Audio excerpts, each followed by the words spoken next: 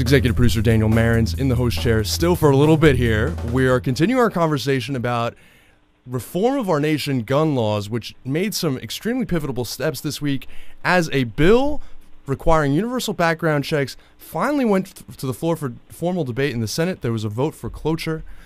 And of course, when that vote was made, here is how Harry Reid responded. That's, well, 68, the nays are 31. 3/5 of the senators duly chosen and sworn having voted in the affirmative. The motion is agreed to. Mr. President. Majority Leader. Mr. President, I appreciate everyone's cooperation. I'm glad we're able to get cloture on this legislation. Of course, that was Harry Reid breathing a sigh of relief there that they were able to get cloture on that bill, which of course means that the bill then moves to the floor of the Senate for debate, where there will be debate over amendments, and then finally there will be another opportunity to vote on the bill itself and pass it. And at that point, it will go on to the House of Representatives if it does pass. Joining us now is our congressional expert, Charlie Mitchell. Charlie Mitchell is Take Action News editor-in-chief, longtime congressional reporter.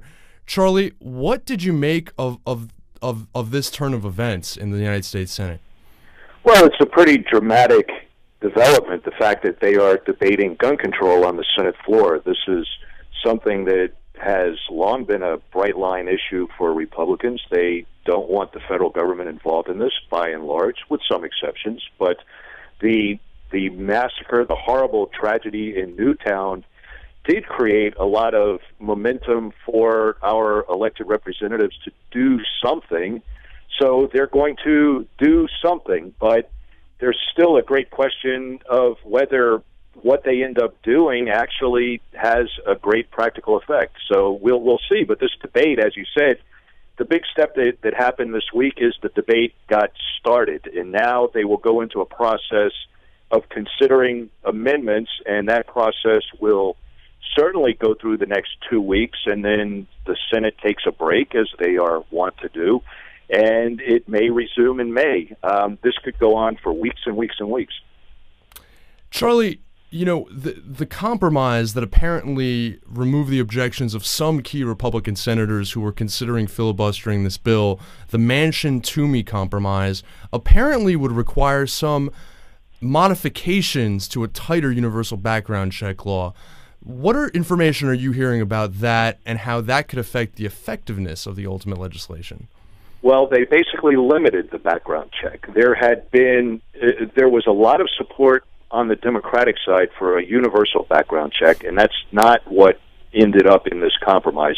And the compromise will be voted on early next week as an amendment, and the expectation is it will receive the majority it needs. But it's limited. It's if you go to buy a gun at a gun show, for example, if your local convention center has a gun show or whatever, there would have to be a background check. If you buy a gun that is advertised in the newspaper or is advertised online, there would have to be a background check. But private sales between individual citizens would not be checked, and there are other things that are kind of carved out of it.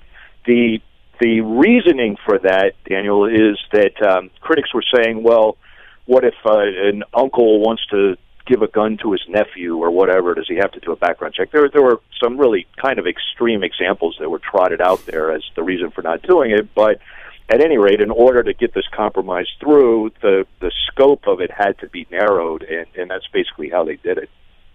Well, certainly it's a fascinating debate, and we'll see as it develops some of the interesting components of it there policy-wise, and whether the end product will have even more exceptions than what we currently have, and I think there's every reason to expect that it will.